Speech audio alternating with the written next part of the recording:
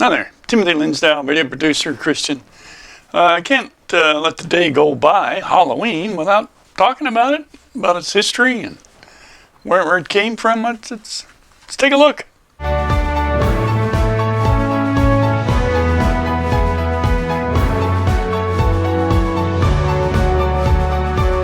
Like and comment on my video, subscribe to my channel, that'd be terrific.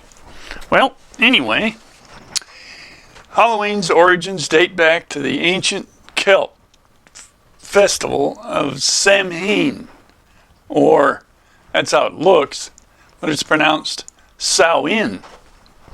The Celts, they lived, say 2,000 years ago, mostly in the area that is now Ireland, United Kingdom, northern France, and such. Now, this day marked the end of the summer harvest and the beginning of the dark, cold winter, a time of year that was often associated with human death. Now, Celts believed that on that night before the new year, the boundary between the worlds of the living and the dead became blurred. On the night of October 31st, they celebrated Samhain, or Samhain, these ancient languages.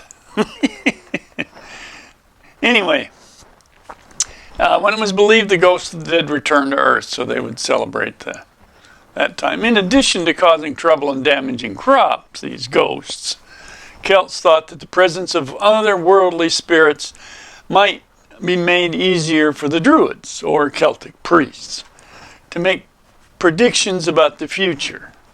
Now, for a people entirely dependent on the volatile natural world, these prophecies were an important source of comfort during the long, dark winter.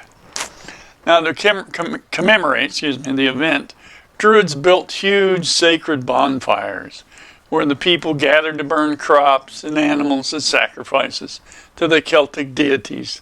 During the celebration, the Celts wore costumes, typically consisting of animal heads and skins, and attempted to tell each other's fortunes. Not a whole lot different than from today. Here's some interesting things. 1/4 of all candy sold annually in the U.S. is purchased for Halloween. I don't know if you find that a surprise or not, but some more history.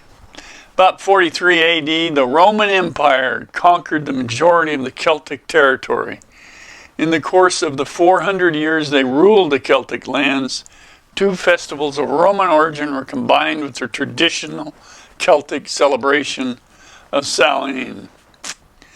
Now, the first was Frualia, a day in late October when the Romans traditionally commemorated the passing of the dead. Second was the day honoring Pomona, a Roman goddess of fruit and trees. It could explain where the tradition of bobbing for apples came from. Maybe. Okay, some more history. On May 13th, 609 AD, Pope Boniface IV dedicated the Pantheon in Rome in honor of all Christian martyrs. You may be familiar with that dome structure in Rome, which was a pretty incredible construction, engineering project for the Romans at the time.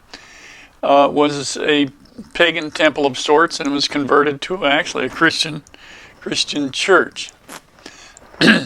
By the 9th century, the influence of Christianity had spread into the Celtic lands, where it gradually blended with these, or supplanted the older Celtic rites. In 1000 AD, the church made November 2nd All Souls Day, a day to honor the dead. Now, it's widely believed today that the church was attempting to replace the Celtic Festival of the Dead with a related church-sanctioned holiday, which I think was quite common with most holidays. All Souls Day was celebrated similarly to the original Samhain with big bonfires. I know, still messing up that Samhain. Okay. Now, they had parades and dressing up in costumes as saints, angels, and devils. Again, not much different. The All Saints' Day celebration was also an All Hallows or All Hallowmans, from Middle English. Oh my gosh. Anyway, lots of words from Old English. I had a English teacher that could speak that ancient language. It was interesting to hear. Anyway, let's see a little bit more on All Saints' Day. The night before that tradition, the traditional night of Samhain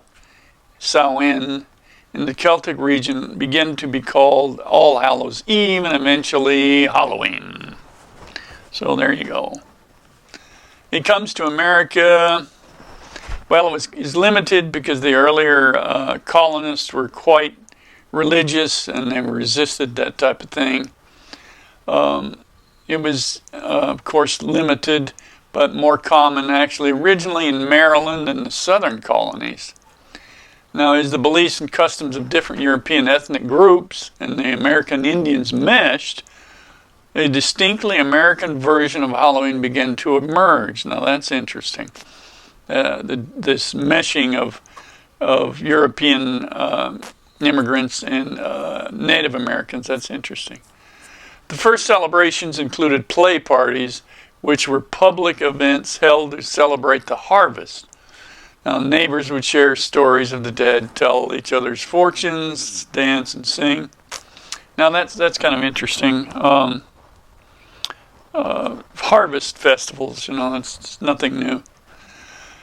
More people, especially millennials, all the millennials get it all the time, are buying costumes for their pets. 20% did so in 2018, up 16% from 2017, and I've seen them on the news here, so people having fun. Colonial Halloween festivals also featured the telling of ghost stories, mischief making. Oh my gosh. Remember when I was a kid, trick or treat, oh geez, some of the things we did. I remember one morning after Halloween, I was going to a school in a small town, so everybody went to the same school. And the front door was piled up with bike racks and wood, and so the staff had to come out and clean all the stuff up before we even get into place, or people picking up Volkswagens and moving them into the hallway, crazy stuff. Nobody got hurt, thankfully, but by the middle of the 19th century, annual autumn festivals were common, but Halloween was not yet celebrated everywhere in the country. In the second half of the 19th century, America was flooded with new immigrants. These new immigrants, especially millions of Irish fleeing the potato famine, helped to popularize the celebration of Halloween nationally. So, way to go, Irish. So we're having fun, and tonight, in fact, our church is putting on a trunk or treat. Now, traditionally what that was, you bring your car, you open your trunk, you put on your Halloween decorations, and you hand out candy. And now we have games and just hundreds of kids come, and it's a safe place for kids to be, and we just have a lot of fun doing it. Dressing up, that's traditional. We're going from house to house. When I remember when a kid, one thing we started doing was carrying pillowcases. See how full we could get. I remember doing that kind of late in my age, probably whatever age you're supposed to stop doing that, I don't know, but until somebody ridicules you enough. Okay. Well, the going to house thing, they would, in Europe, the old ones, you'd ask for food or money, a practice that eventually became trick or treat. Now, young women believed that on Halloween they could divine the name or appearance of their future husband by doing tricks with yarn, apple parings, and mirrors. Oh, my word. Late 1800s, there's a move in America to mold Halloween into a holiday more about community and neighborly get-togethers. The stories about ghost pranks and witchcraft, that kind of came together with people just sharing stories. At the turn of the century, Halloween parties for both children and adults became the most common way to celebrate the day. Just parties and people having fun. Parents were encouraged by newspapers and community leaders to take anything frightening or grotesque out of Halloween celebrations. Okay. Look at the movies. parties of all kinds. Vandalism is, yes, that came with it. One of the rather devious things. Now, living in a small town in Wyoming, a lot of places were still living, something from the 19th century. They had outhouses on their property. Well, kids would go around and tip these outhouses over. Not a nice piece of vandalism. But that was something they did. And of course, over time, town leaders have tried to eliminate that. I remember a friend of mine and I, we decided to do what we figured was a simple prank. Well, somebody had some wood piled up next to a street. It was near us. Well, we laid out some lengths of wood across the street. Now, these streets are all dirt streets. Not that that's an excuse. And it was a stupid prank. They weren't big pieces of wood or anything like that. But the funny part was my brother was going to give I and my friend a ride. And we were driving around and we decided to come back this particular way to the place where we had laid the wood. So we end up going out and taking the wood off the street to the side of the road. Our own prank backfired. Unfortunately, there was no problem for any of it, but what a silly thing to remember. But anyway, there's a little bit about Halloween. Religious holidays attached to it, not only what the ancient pagan religions, but the Christian religions, and it's all been used in one way or the other. Also connected to a little bit to the Reformation of the 16th century, so it's had multiple ways. So get out there, enjoy Halloween, be careful, have some fun. So thanks a lot for listening, like and comment on my videos, subscribe to my channel. Get out there and just make it a great day.